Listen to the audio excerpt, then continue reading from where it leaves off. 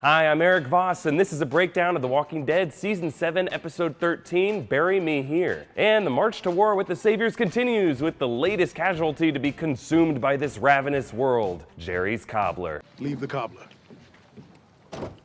Brewer? Also, the not that surprising deaths of Kingdomers Benjamin and Richard as Carol, Morgan, and Ezekiel finally get on board. I really love this episode. It was layered deep with hidden meaning and metaphor and connections to other episodes. So I'm gonna break it all down, starting with the opening images. The episode opens with this ominous prologue scene of the Kingdomers loading a single cantaloupe in the back of a truck. Now, a few things about this. First, this is all obviously setting up the mystery of who will die this episode. Notice how they're all looking sadly at this bloodstain. And if you take attendance of everyone we see, really the only Kingdomer who goes on these drop-offs who's missing is Benjamin. And of course we learn how that cantaloupe plays into this later. I also like the framing of the shot, the point of view from inside the truck bed. Remember, the first time we saw this truck used, Richard was using it to herd pigs for the Saviors. Richard fed the pigs walker meat as a kind of hopeful short-term war tactic against Negan. So this POV shot foreshadows what Richard tries to do with Benjamin this episode. Use him as a pig for the slaughter, ultimately as a tactic to trigger a war with the Saviors.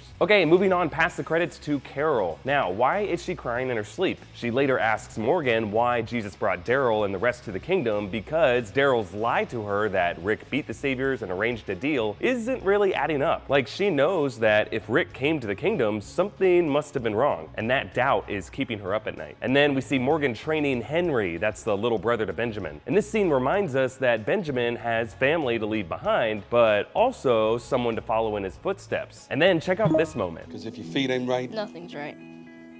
So this lesson goes deeper than just maintaining your balance as you use a bow staff. This has been Morgan's whole life philosophy ever since meeting Eastman in Season 6. Like, no matter where your upper body or head is facing, your feet need to be rooted in the right direction, keeping you sane, or in Morgan's case, keeping his mind clear. Now, for Morgan, that direction has always been to avoid all-out war. But as we'll see this episode, that direction will change when Morgan loses his footing. And I love how this episode applies this concept of shifting directions with Carol too, as she uses this one-way sign to take down walkers. So rather than following the one-way arrow as like a street sign, she repurposes it as a weapon and changes the direction of the arrow, essentially changing her own direction from passive non-participant back to active warrior. Now, after Morgan refuses to tell Carol the truth, notice how Carol refuses to teach Benjamin. Obviously, Carol doesn't want any more blood on her hands since her last attempts to teach kids didn't go so well.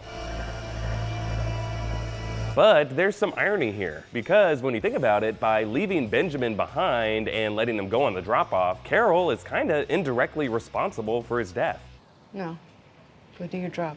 So really, no matter what Carol does, she can't save everyone from harm. I also like how the next scene lays out a ton of missable clues that Richard is behind the later events. We see that the walker Carol left behind earlier has now been killed, and then when Richard digs the open grave, there's a row of shopping carts and the yellow bin that he'll use to block the road and hide the missing cantaloupe. And we saw this Katie backpack back in episode 10. Katie is the name of Richard's daughter, and this backpack is really all he has to remember her by. In fact, Richard tells us later on that he lost Katie while living in a camp that was totally insecure, but because he didn't speak up and be part of the solution, he ended up losing everything.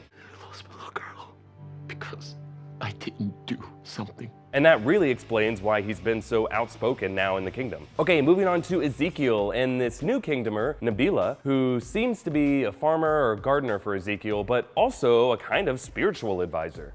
Here's the beautiful thing, Your Majesty. You can tear it out and cut it down.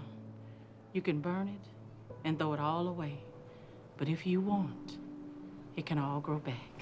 So in many ways, this episode is making the kingdom parallel Alexandria, with Ezekiel suffering the same kind of tragedy from the Saviors that Rick did at the beginning of Season 7. Also, it's interesting how the current members of this community reflect Rick's community before Negan. Like Nabila, who's a faithful Muslim, is the counterpart to Gabriel, the Episcopal priest. Benjamin is the idealistic, doomed young lover, kind of like Glenn, and Richard is the haunted soldier trying to move on from losing his family. family like Abraham. And Jerry, well, there's only one Jerry. And in this scene, Nabila is telling Ezekiel that weevils, which is a type of beetle that destroys crops, have infested his royal garden and it needs to be uprooted and burned. Remember in my breakdown of episode 2, I talked about how Ezekiel sees his garden as kind of a Garden of Eden, a lush utopia where he can live out his fantasy safe from the outside world. But now Ezekiel has a fly in his ointment, or a weevil in his garden, symbolizing his realization that it's impossible for him to keep up this facade. Eventually, reality is going to creep in the shape of weevils. And just like giving up his precious private garden to save all of the kingdom's crops, Ezekiel is gonna have to sacrifice what he holds dear to save the whole kingdom. And real quick, as the wheelbarrow rows off with the cantaloupes, this shot makes sure to give us a clear look at the count. This sets up the miscount that will become important later on. Okay, moving on to Benjamin giving Morgan this painting. So if you look closely, this is a matador fighting a bull, perhaps as a symbol of what Morgan does, fight more fierce opponents by tricking them into losing their balance and their temper, kind of like a matador does. But there's also a graffiti cross over it. This could be foreshadowing the fact that Morgan is about to leave his style of fighting behind him and take a more aggressive approach, like the guys who end up slaughtering the bull at the end of the fight. All right, moving on to this roadblock, and at first, this seems like another parallel to Rick and his people right before their conflicts with the Saviors last season. Remember, the Saviors used several roadblocks to box Rick and his people in. But of course, this is a ruse. Notice how Richard hangs back, and when he appears in the next shot, that yellow bin is behind him. That's why we see the shot later when Morgan makes the realization that Richard is behind this. And this shopping cart arrow points to this open grave marked with the title of the episode, Bury Me Here. Ezekiel explains how this is an act of madness, one man going insane in a world with so much darkness. People have lived through every kind of misery, tyrants, genocide, systems of quiet hate, while others enjoy freedom on the same piece of land. Yet this, how we must exist now. It is mere luck we are not all insane. And notice how the camera cuts back to Morgan for this line. And I think this handwritten sign and the idea of madness is meant to call back the season 3 episode, Clear, which was the episode that reintroduced Morgan to the series. Remember, he was wallowing in a similar madness with a ton of unsettling handwritten messages after losing his son Dwayne. I actually think this season hinted at this upcoming callback with the recent reference to Michonne's cat statue, which happened in that same episode in season 3. So along with that episode and the episode with Eastman in season 6, this episode marks another pivotal turning point for Morgan. And fittingly, this scene uses the image of an arrow to signify this shifting direction for the character. Okay, moving on to this standoff with the Savior group. So Gavin takes their guns because the cantaloupe count is short, 11 instead of 12. Now, why 12 cantaloupes exactly? Now I know it may be a stretch, but I think that the number 12 was specifically chosen to reflect the 12 disciples of Jesus.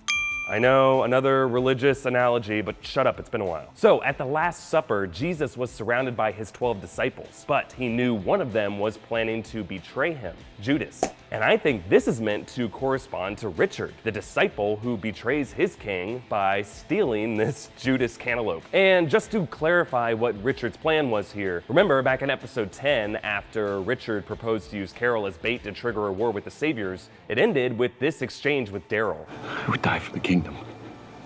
Why don't you?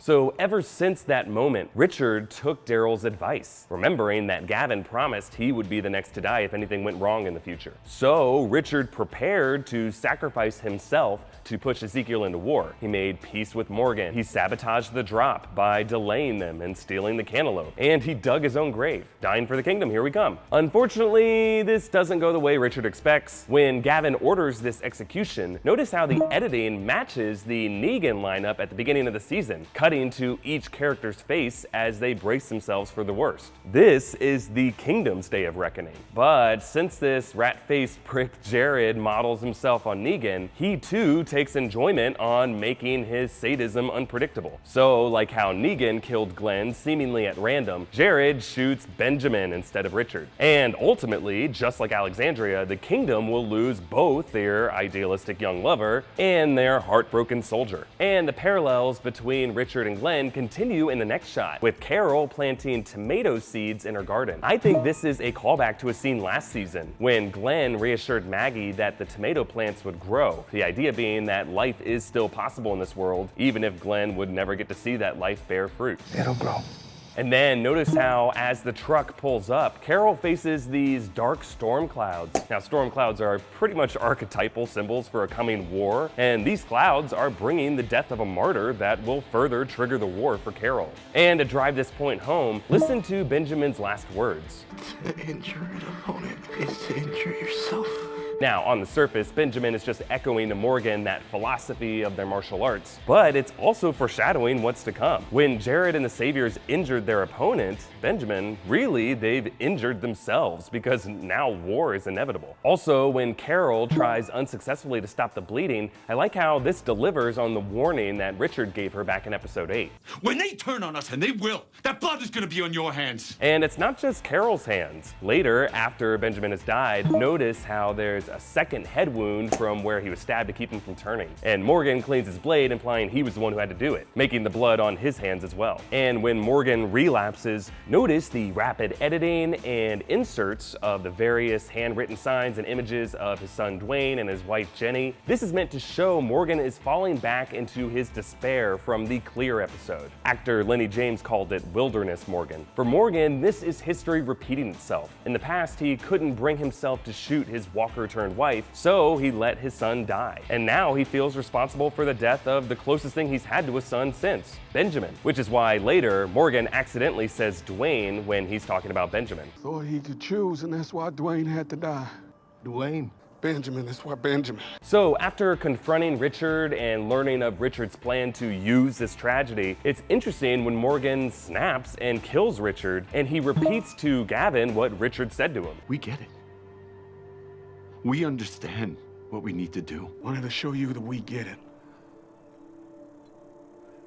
That we understand what it is that we need to do. For Morgan, killing Richard solves both of his problems in a way. He hates Richard for causing Benjamin to die, but he doesn't want Benjamin to die in vain either. So he kills Richard and then basically becomes him, carrying out Richard's plan. And in a sense, he allows Richard to have his victory too, because now the kingdom is on a warpath with the Saviors thinking they can trust them. But of course, it also creates a new problem for Morgan, because by killing a human being, he has compromised the path of peace that he's been on, shifting into a new direction. And real quick, I like how the 3 blood marks on Morgan's face correspond to the 3 innocents whose blood still weigh on him. His wife Jenny, his son Dwayne, and now his surrogate son Benjamin. Moving on, after Morgan buries Richard and takes down walkers, he returns to Carol, and the blood sprayed on his face and neck parallels the way Carol came to him at the beginning of the episode, reflecting his changed mindset to parallel the direction Carol is going in. And after Carol learns the truth about Negan, Glenn, and Abraham, her response to Morgan's warpath is the same thing that Ezekiel told her back in episode 2. Like, maybe you could go and not go.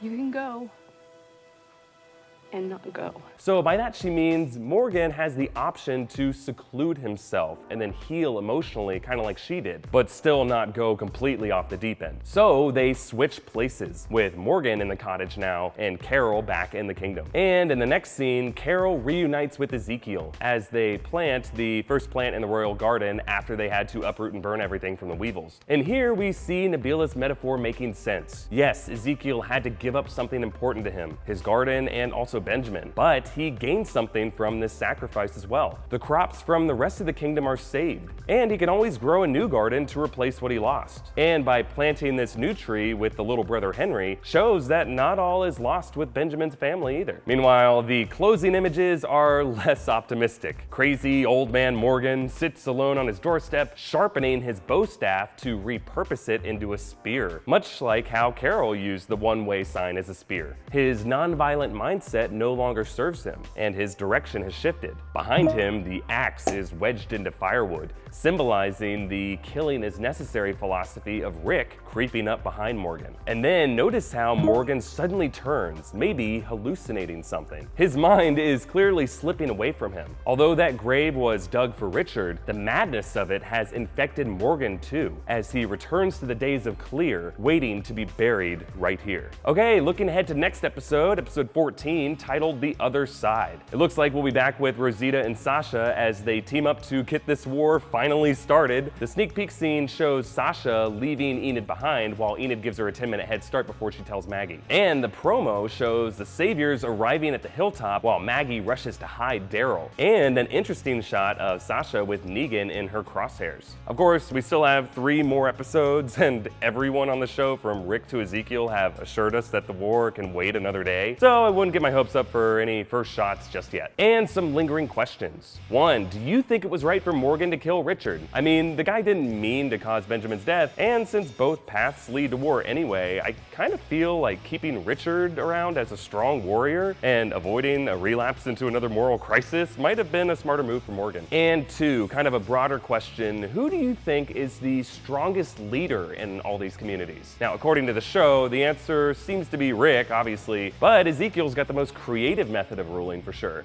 Personally, I used to think Negan ran the tightest ship at the Sanctuary, but now it seems like he's inspiring some rogue assholery from his subjects, which are causing problems in his empire. And even though she isn't technically the leader yet, I kind of think that we're gonna start seeing some more effective leadership from Maggie at the hilltop. Anyway, let me know what you think in the comments. Okay, thanks for watching, and make sure to check out all my other breakdowns from the season 7 episodes. And if you like this video, please hit like and subscribe to New Rockstars. Also, please share this video, and if you really like New Rockstars, you can contribute to us on Patreon. Thank you so much to all of our current patrons. You guys are the best, especially Kenny Smith. You can hit me up on Twitter at Erik Voss with any thoughts or theories that you have on The Walking Dead, or follow New Rockstars on Twitter at New Rockstars for updates on our videos. Okay, thanks for watching. Bye.